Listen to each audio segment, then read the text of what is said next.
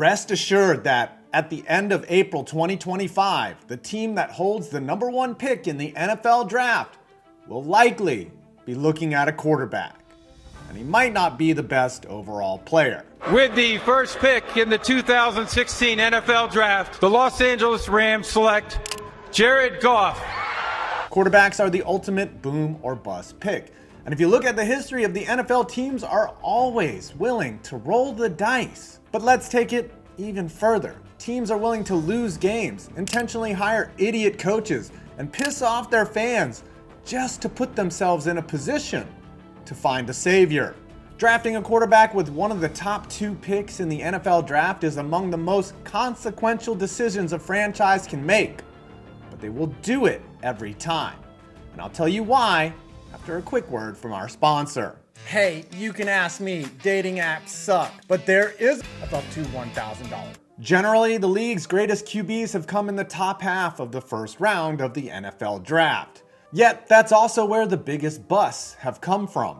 Teams must show patience and further endure losses while the quarterback develops and eventually make a difficult decision about retaining that quarterback with a large portion of the team's cap space.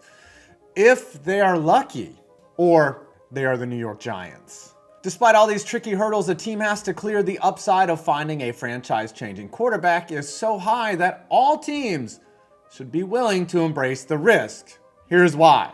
The cost, even for a bust, isn't that much. Yes, rookie contracts for top picks include significant guaranteed money, and teams must invest in the development and support of said quarterback, but it isn't how it used to be. When the St. Louis Rams selected Sam Bradford first overall in 2010, they gave him a record-setting $78 million deal with $50 million guaranteed before he even played a snap. Bradford's injuries and inconsistent play prevented him from meeting these hefty expectations, which created long-term financial and performance-related issues for the Rams. Similarly, Jamarcus Russell, taken first overall by the Oakland Raiders in 2007, secured a $68 million contract with $31 million guaranteed. Neither of these QBs worked out, but teams don't have the same level of risk that came before the rookie wage scale. In fact, now it buys them breathing room in case their shiny new toy doesn't work out. There's little to no negotiating. There's no resentment from the locker room when an unproven rookie gets a bigger deal than a veteran, and there's a window to keep them on a cost-controlled 5th year. This means teams can move on from bust quicker than ever now. Look at the Cardinals with Josh Rosen, the 49ers with Trey Lance, the Bears with Mitch Trubisky, even the Buccaneers with Jameis Winston, who isn't a bust, but he didn't work out for them. The Eagles took Carson Wentz #2 overall and won a Super Bowl with his backup, and now they have Jalen Hurts. For every Bryce Young, there is a Jaden Daniels. Because of tanking and the rookie wage scale, teams can risk a bust. It's just how long a team is willing to suck that determines how many spins of the wheel they are going to get. Now, don't get me wrong, a bust at the quarterback position not only impacts a team's finances, but also hampers its competitiveness for several seasons. Furthermore, selecting a quarterback in the top 2 picks often means passing on highly talented and more complete prospects at other positions. When the Indianapolis Colts took Peyton Manning first overall in 1998, they bypassed future Hall of Fame offensive lineman Alan Faneca. In Manning's case, the gamble paid off as he transformed the franchise and won 2 Super Bowls in his career. However, this isn't always the case. I mean, the next pick was obviously Ryan Leaf.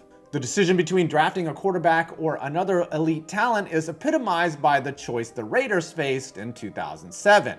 The franchise opted for Jamarcus Russell over Calvin Johnson, an obvious stud receiver who became a generational talent.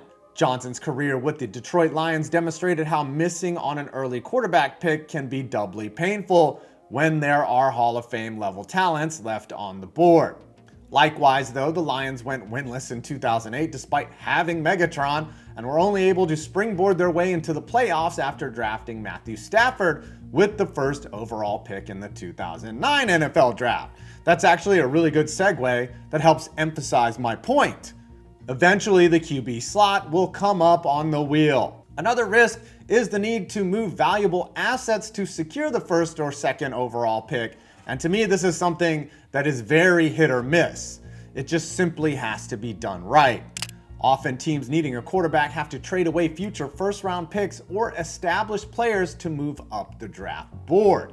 The Los Angeles Rams' aggressive trade to acquire the top pick in 2016, which they used to select Jared Goff, is a prime example. The Rams traded 6 picks, including 2 first-rounders, to acquire Goff. In a lot of ways, it worked out, though indirectly. The Kansas City Chiefs traded up from the 27th pick to the 10th pick to select Patrick Mahomes in 2017. While this move also required sacrificing valuable draft assets, it did pay off handsomely. Mahomes is now the Tom Brady of the NFL, winning chips and getting all the calls. All the calls. These outcomes prove that while moving up for a quarterback carries risks, it can transform a franchise when the evaluation is correct. On the flip side, look at the Panthers. They traded a king's ransom to get Bryce Young, and it's clearly not working out. They sacrificed the future for the immediate and got neither. But guess what? They can and will do it again. Probably as soon as they have a first-round pick, they will draft another quarterback. Quarterbacks drafted at the top are often thrust into difficult situations, joining teams coming off poor seasons and lacking strong supporting casts. This requires franchises to show patience and resilience as the rookie quarterback adjusts to the NFL. Patience and resilience. Consider the aforementioned Matthew Stafford, drafted first overall by the Detroit Lions in 2009. Stafford's rookie year ended with just 2 wins, and his first 3 seasons were marred with injuries and inconsistent performances. However, the Lions committed to his development, eventually building around Stafford and reached the playoffs in multiple seasons. In the most Detroit thing ever, Stafford's perseverance and talent were fully realized when he led the Los Angeles Rams to a Super Bowl victory in 2022 after a trade. On the flip side, a lot of highly drafted QBs don't survive the incubation period, despite showing talent. David Carr got sacked into Bolivia before the team could ever get him help. Now let's look at finding the gems. Despite all the risks of sinking money and a premium pick into your guy, the reward of finding a franchise-altering quarterback makes the gamble worth it. The Cincinnati Bengals' choice to draft Joe Burrow in 2020 demonstrates how a top pick can significantly alter a team's trajectory. Burrow took the previously hapless Bengals to a Super Bowl in just his 2nd season.